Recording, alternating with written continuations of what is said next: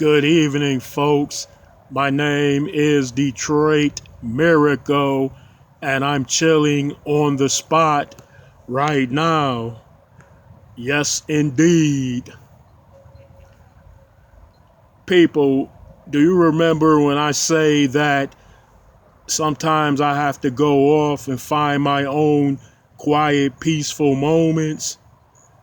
Well, I mean that to the truest and realest. And that is because, do you know that every time it appears too quiet in the media, on social media, and on the news, or even in your own very neighborhoods, that eventually something bad happens? And when that bad thing happens, it brings everybody back down to earth where they'd be like, oh, that again. Well, I knew that something was going to happen because it was a little bit too quiet. Yeah, that is one of the most truest statements, and it's the truest reality because with the vastness of society and the enormous amount of people that are out there and with so many things to do, it seems like that when something is quiet and peaceful amongst people in general, that it never lasts too long because something bad happens. And I'm not saying with all people and in all situations and circumstances pertaining to people. It's just that it seemed like it happens like, out of nowhere. And you're like, wow, damn, it was too peaceful. It was too quiet. I was getting so much enjoyment. Now I got to hear about this happening. And that's why I believe that things such as good sets of circumstances, good behavior, righteousness, and morality must be preserved, maintained, and cultivated. Just like you would plant a garden in your backyard and you would go outside and water it every day, you would tend to it to make sure everything is all good with it. And I believe that is a good thing with that garden and with those gardens because it grows nice vegetation. You can grow you a nice amount of food that way, or you might just want to grow you beautiful flowers that sprout up. So you know how when anything good is placed down, it has to be maintained, it has to be washed over, it has to be observed, it has to be tended to. And that's how it works in life amongst people of societies. Tell me I'm wrong, folks. Tell me, am I talking crazy? Think about that garden. Think about people that are watering their grass in the summer. Think about people that are cutting their grass. Think about people that are chopping down trees when they grow too tall in the backyard because it overlaps and then all those leaves unnecessarily keep falling down. When people do acts of goodness for the sake of making more good and preserving more good in those ways, it usually works 100% of the time. It never fails.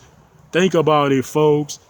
So, and if that's being the case where there are so many cases where people work to make things better and good and right and to make things beautiful, such as in the case with their gardens, lawns, and around their homes in general, that the same type of effort must be applied to preserving all forms of goodness in general, in which involves people through interactions, choices, decisions, and etc. Yeah.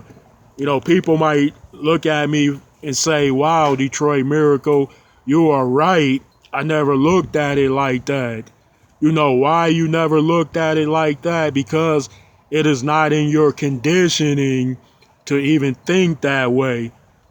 So many people think that goodness, righteousness, morality, decency, cleanliness stand on their own without needing anyone to preserve them or watch over them, but that isn't the case. Like any and all types of goodness must be maintained, it must be nurtured, it must be planted, it must be watered, it must be preserved in order for it to flourish and continue on. Just the same as that example that I gave with people planting a good garden in their backyard. And I've seen that plenty of times where my mother would plant gardens and my grandmother would plant gardens. My grandmother was the very best at it. She made the best floral arrangements. But when I thought about it, now that I think about it, I was like, wow, if grandma would have never planted those flowers and never built that garden, then it would have looked so ugly. It would have been so plain. There wouldn't have been anything around it but weeds growing everywhere and surrounding.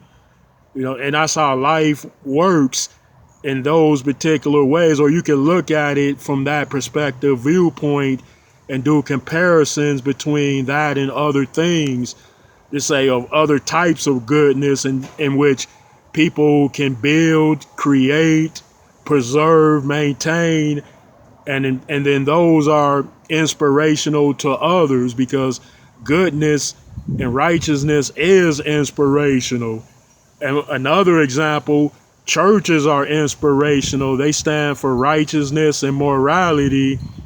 And why do you think there are a million churches? Because of its influence, because of their influentials, and regarding what they stand for and what they represent. It's thousands of churches everywhere because of that message. The message and the positive gatherings of people that go there to do what is right, or to at least try to do what is right, and to make better sets of circumstances for themselves and their families.